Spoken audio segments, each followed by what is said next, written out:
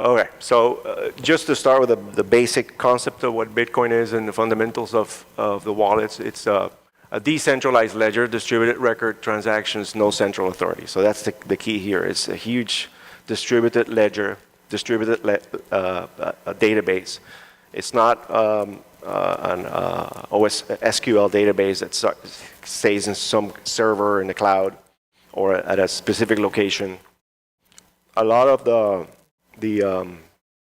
database have disaster recovery sites. Banks have the same thing, and they go and they have their own backup sites. So when they go down, then the backup takes over. Same thing happens in the cloud. They could be fully in cloud and transfer the data or replicate the data to another location in the cloud or a completely different cloud vendor. Or they have a hybrid where they download the stuff from the physical location where they have their own database. Bitcoin is completely different. It has a decentralized database distributed through all nodes throughout the world that have anybody who runs a Start9 like your shirt. You can have your own node running at home, download the whole database or parts of the database, and you can verify yourself. You can tie your wallet to that node if you want, that you trust, or you just trust some kind of open node out there that everybody trusts or sees or knows.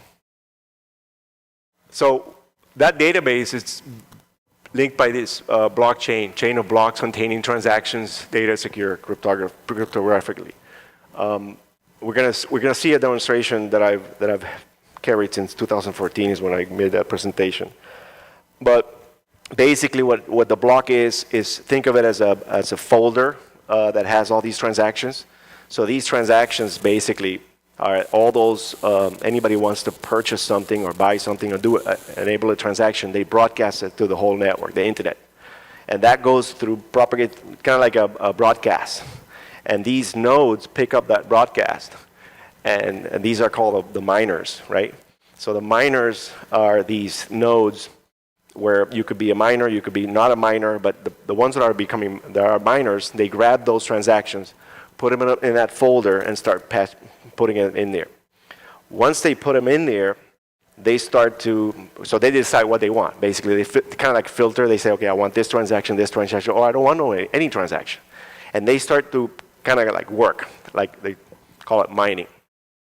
And that's cryptography. They're playing a game, basically a lottery, finding out if they can get that ticket. So they're actually buying tickets, like a lottery ticket. So they buy 1,000, 1,000,000 tickets, and that needs power consumption. It needs CPU, it needs work to get those tickets, right? If the miner that gets the most tickets is probably going to get the right the winner for that block or that piece of transaction. Once they have that ticket, they will then show it very quickly to the rest of the world, to the whole broadcast it back, saying, "Hey, I found the ticket," and they get compensated with bitcoins, and their block becomes, or that folder becomes that, and they put a number, a serial number, and that's where we hear that their long number 900,000 something, which is a block number at the current point when it all started in 2009. So these blocks, these folders get stamped with that number, that serial number, and move on. They go to the next block and start the whole process again. Maybe the next time, one of the miners that has maybe a few tickets, maybe they don't have that much processing power, they win and they get their compensation of 3-point-something bitcoins that the reward is right at the moment. But we'll talk about how that works in that example. So this is what blockchain is all about. Mining is that process that we talked about. It validates transactions. That's another thing that the miners do, besides buying those tickets. As they do this, they're validating, making sure that all these transactions follow a specific standard, which is all the white paper, the Bitcoin Satoshi white paper. So they make sure that it's validated. And this is done by computational power. The consensus part is when they get the ticket and they broadcast, everybody agrees and they check it very quickly because it's just a hash, a mathematical hash that it goes out and says, okay, this is correct, this 2 + 2 is 4, it's not 5, so we know exactly what the answer is, and that person has the right answer for that specific block. So there is consensus, we move on, that we know that block is stamped, we go open a new block with this serial, and they start the whole process all over again. And then we have these wallets, which are the tool that manage the private-public key pairs, and it doesn't store coins. So that's a key part here. We don't store coins in a wallet like we do with our normal wallets that we have. We have this wallet, which is software that basically organizes cryptographically using that UTXO data set to make sure that they can find, all of these, based on the public-private key pair, they know that these coins belong to me, or the Satoshis belong to me, because I have control, I have the secret that can move these tokens. So the key here is that private-public key pairs. It's like, think of it as you go to the airport and you bring extra bags, and you don't need that bag, but you don't have a place here in Atlanta, but you'll be back. So what you do is you go to the locker area. I don't know if you've seen those at the airport. You have a locker, kind of like a rack, where you have a bunch of numbers of lockers, and they have keys on them. Some of them don't have keys.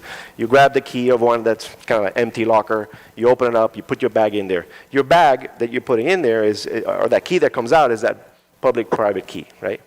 The public part is that slot that goes into that locker and that number, basically.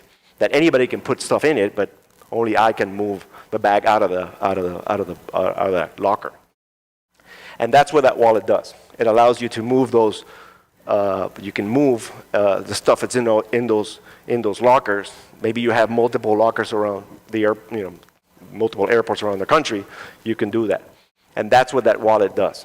So if you have that analogy, that's great, because it explains how what wallets do, and the tokens that are in the cloud. There's lockers in the cloud in that blockchain. UTXO is unspent transaction output, representing the coins you control. So these are exactly those representations of those coins that you're moving around with that public-private key pair. And then self-custody is actually holding those private keys, ensures full control and security of those phones. So it's having the ability to have that key. When you went to the airport, grab that key from the locker, you have that key, it's in your pocket, that's your wallet, and you walk around and you have control over them.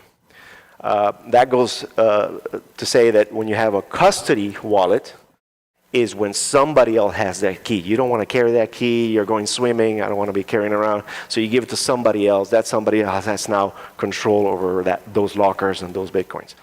So that's what custodian, that's what Kraken does, that was Coinbase does, all these exchanges, they have your key basically, and they can, well, the same thing with our bank accounts. It's not your money, that you just get permission to get to your money. That's basically what it boils down to, which is sad, because it should be your money. You should be able to go and even if you buy gold at Citibank, for example, they'll give you a paper representation of that gold. When you show up and say, no, I want a physical gold, they'll say, well, sorry, we can't do that. We can give you cash, which is much better, but they won't give you the coins, or they won't give you the whatever gold you bought before.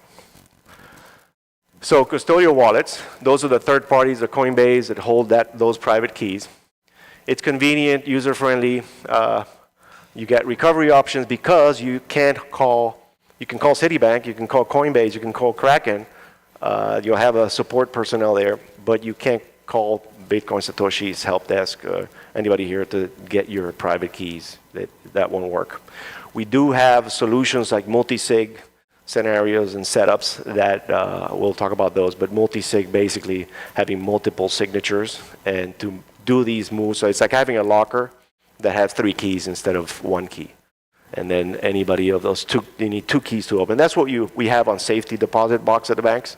Normally they give 2 keys, and you give that to your wife and your uncle or whatever, and then they can open that locker. And then the bank has 1 key, so they can, worst case scenario, get access to that deposit box. The risks for custodial is obviously these are honeypots for being hacked.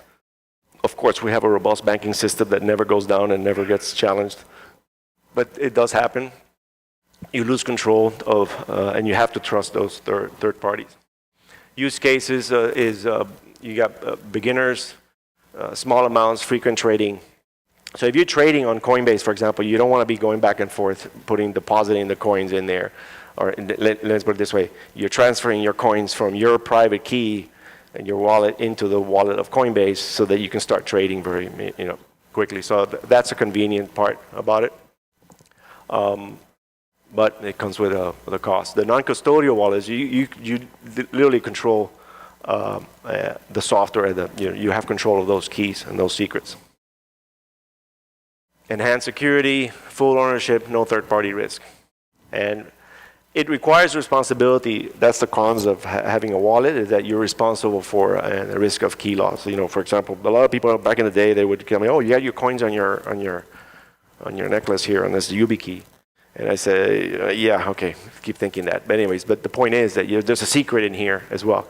And I'm responsible for this. I have it on my neck. I carry it around. I have multiple of these. I have backups of it. So if I lose my secret, I can still recover. But it's a responsibility. It's an extra step. It's an extra effort that you have to take over. So it's not super convenient. So what you want to do is get a balance on those. Especially if you're saving those coins long time storage. So you have a low time preference. So you don't care. You're holding this for 10 years, 5 years, 3 years. You don't touch it. You'll put it in a I have one here. It's a metal plate. They have different vendors that have plates like that, but you basically put the secrets in that plate. You store it in a safety deposit box, for example, and you store it. So you don't go to it because it's a hassle. You have to go to the bank and get it. So the same thing. You go to your seed case, restore the wallet, and spend it. So it takes some time. So that's for long storage, and if you have high security. So if you're a company, you want to have these type of setups. All right. So this is the example that I had